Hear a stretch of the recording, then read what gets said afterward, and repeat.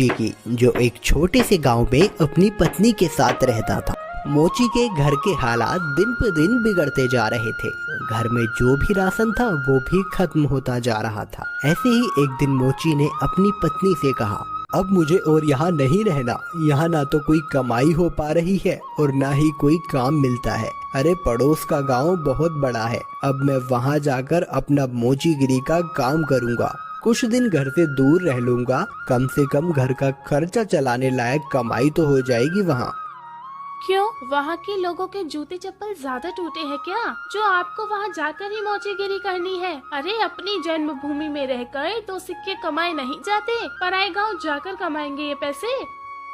अगले दिन सुबह सुबह मोची चुपचाप अपने जूते चप्पल ठीक करने का सामान उठाकर दूसरे गांव की ओर निकल पड़ा। दोपहर होने तक वह पड़ोस के गांव माहुलबनी में पहुंच गया। हारा थका मोची जब माहुलबनी के बाजार में पहुंचा तो हैरान रह गया, क्योंकि वहां तो पहले से ही काफी मोची अपनी दुकान लगाए बैठे थे। अरे यहाँ तो पहले से ही इतने मोची अपनी दुकान लगाए बैठे हैं। ऐसे में मुझ अनजान मोची के पास ग्राहक कैसे आएगा? लगता है यहाँ से भी खाली हाथ ही जाना पड़ेगा मुझे। नहीं नहीं, खाली हाथ घर भी तो नहीं जा सकता। तभी मोची को ग्राहकों को अपने पास बुलाने की एक युक्ति सूझी। उसने अपनी दुकान लगाई और उस पर एक बोर्ड लगाकर बड़े बड़े शब्दों में लिख दिया, जूतों का अस्पताल। हमारे यहाँ जूतों का इलाज किया जाता है। नए जूते बनवा लो, नए जूते बनवा लो, या अपने पुराने जूते बिल्कुल नए जूतों की तरह बनवा लो। लोगों ने जब ये सब देखा तो उन्हें कुछ नया देखने को मिला। नए जूते बनवा लो, नए जूते बनवा लो, या अपने पुराने जूते बिल्कुल नए जूतों की तरह बनवा लो। जूतों का अस्पताल? अरे भाई मोची, जरा मेरे इन जूतों का इलाज तो करो। हाँ हाँ जी सेठ जी, अभी किए देता हूँ। मोची अपने छोटे से अस्पताल पर बैठकर सेठ के जूतों का इलाज करने लगा। ये लीजिए, अब आपका जूता बिल्कुल स्वस्थ है। अरे भाई वाह, कितना हुआ इसके इलाज का खर्च? बस साहब, सिर्फ एक तांबे का सिक्का। लो ये लो। ऐसे ही दूसरा ग्राहक मोची के अस्पताल में अपने जूतों का इलाज कराने आया। मोची ने जूतों का इलाज किया, पैसे लिए और बाकी ग्राहकों का इंतजार करने लगा। आज तो मैंने बहुत पैसे कमा लिए हैं। अगर मैं ऐसे ही काम करता रहा तो बहुत पैसे जमा कर लूंगा और एक घोड़ा खरीदूंगा। उसने बहुत मेहनत से काम किया और कुछ ही दिनों में 4 सोने के सिक्के जमा कर लिए। उनमें से उसने 2 सोने के सिक्कों के बदले एक व्यापारी से एक घोड़ा खरीदा और घर लौटने का फैसला किया।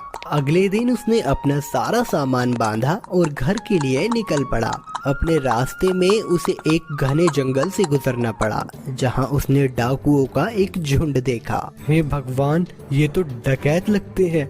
ये डकैत मेरा सारा पैसा ले जाएंगे और मैं एक बार फिर से गरीब बन जाऊंगा। अब मैं क्या करूं? मोची बहुत चतुर था। उसने हिम्मत नहीं हारी और उसने एक योजना बनाई। उसने एक सोने का सिक्का घोड़े के गले में बांध दिया और आगे चला। चोरों ने उसे पकड़ लिया। अरे ओ, फटाफट अपना सारा पैसा निकालो, चलो जल्दी करो। देखो, मैं एक गरीब मोची हूँ, मेरे पास इस घोड़े के सिवाय और कुछ नहीं है। कृपया मुझे जाने दो डाकू भाई। जैसे ही उसने ये सुना, घोड़ा रेका और उसके गले से वो सोने का सिक्का नीचे जमीन पे गिर गया। अच्छा मक्कार झूठे, हमसे झूठ बोलने की तेरी हिम्मत कैसे हुई? अगर तेरे पास कुछ नहीं था तो ये सोने का सिक्का तेरे पास कहाँ से आया? रुकिए रुकिए, अभी मैं आपको सब सच बताता हूँ। दरअसल ये घोड़ा सोना उत्पन्न करता है, इसी वजह से मुझे सारे पैसे मिलते हैं।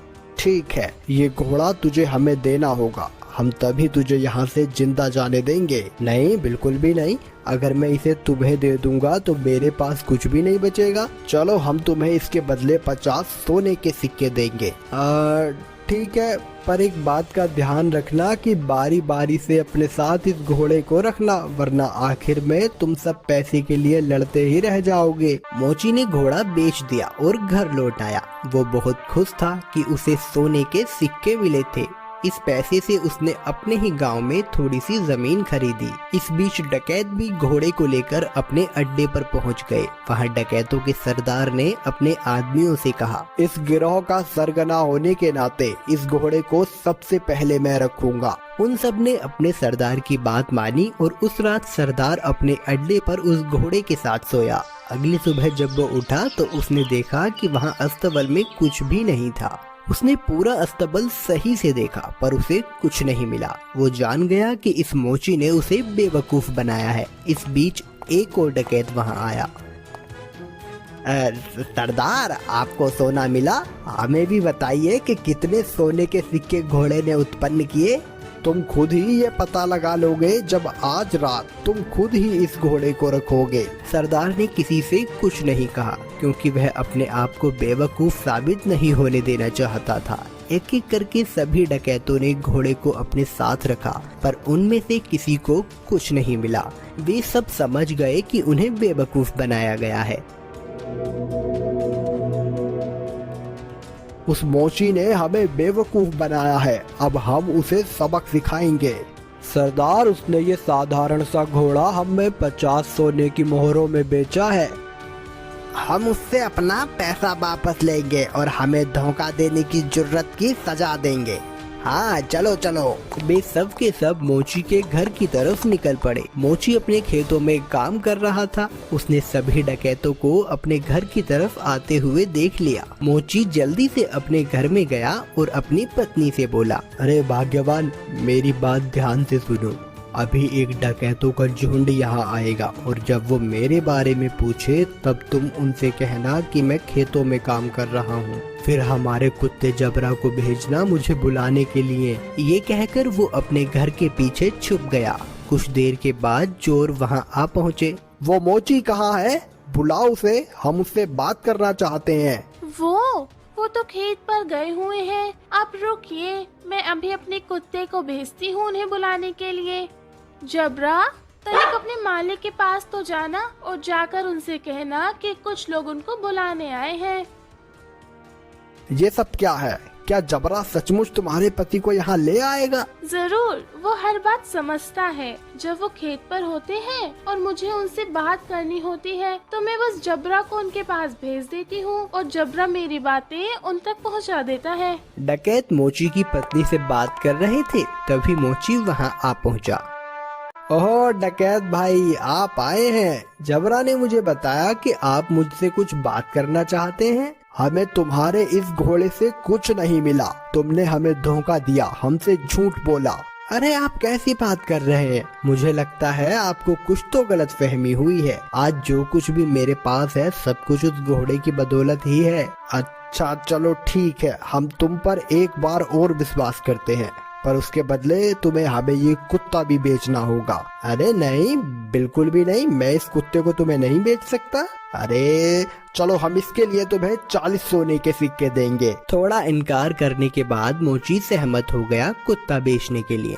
चोरों ने जबरा को लिया और चले गए। जब सभी डकैत अपने अड्डे पर पहुंचे तो सरदार ने ऐलान किया कि वो पहला होगा जो कुत्ते को अपने पास रखेगा। बाकी डकैतों ने उसकी आज्ञा मानी और चले गए। सरदार ने अपने बेटे श्याम को बुलाया। सुनो श्याम, मैं अब काम पर जा रहा हूँ। अगर मेरी जरूरत पड़े तो इस कुत्ते को मुझे बुलाने के लिए भेज देना। जैसा आप कहो पिताजी। कुछ देर बाद एक डकैत को अपने सरदार से एक काम आन पड़ा। उसने श्याम के पास आकर सरदार को बुलाने के लिए कहा, आप रुकिए, मैं तुरंत उन्हें बुलावा भेजता हूँ। जबरा, जा और जाकर पिताजी से कहना कि कोई वहाँ आया है उनसे मिलने। जबरा सरदार के अड्डे से भागा और बजाय सरदार के पास जाने के वो सीधा मोची के पास गया। जब सरदार घर वापस आया तब उसने देखा कि जबरा वहाँ नहीं था। वो जान गया कि जबरा जरूर अपने मालिक के पास गया होगा, तो वह अकेला फिर से मोची के घर गया। सुनो, क्या जबरा तुम्हारे पास आया हुआ है? हाँ, वो यहाँ आया है। मेरे ख्याल से उसे जरूर मेरी याद आ रही होगी। मेरी मानिए तो उसे थोड़ा सा समय दीजिए, अंत में वो आपको अपना मालिक स्वीकार करने ही लगेगा। सरदार जबरा को वापस ले गया और उसने अगले दिन उसे अपने साथी को दे दिया। जबरा सारे डकैतों के साथ एक एक करके रहा, पर वह हर दिन मोची के पास वापस लौट आता। सबने ये जान लिया कि एक बार फिर से मोची ने उनका बेवकूफ बनाया है। उन सब ने विचार विमर्श किया। इस बार हम बेवकूफ नहीं बनेंगे, मैं उस मोची को अब सबक सिखाऊंगा। इस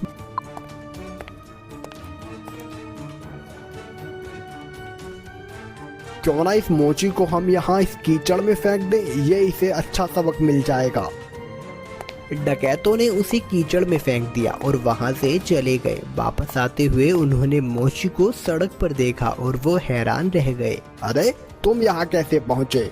डकैत भाई, उस कीचड़ के नीचे एक जादू स्थान था और वहाँ बहुत सारा सोना था और बहुत सारे सुअर उस सोने की रखवाली किया करते थे। मैं इन सुअरों की मदद से वहाँ से वापस आया और कुछ सोना भी अपने लिए लेकर आया हूँ। अब फिर से वहीं जा रहा हूँ। अरे सुनो, हमें तुम उस जादुई स्थान पर ले चलो और खबरदार, तुम वहाँ रखे सोने को अब हाथ भी नहीं लगाओगे। पर मैं अरे जैसा मैं कहता हूँ वैसा करो। ठीक है, अगर तुम जोर देते हो तो। डकैतों का झुंड उस कीचड़ के पास आ पहुंचा और एक एक करके कीचड़ में कूद गया, लेकिन किसी के हाथ कुछ न लग सका और इस तरह फिर एक बार मोची ने अपनी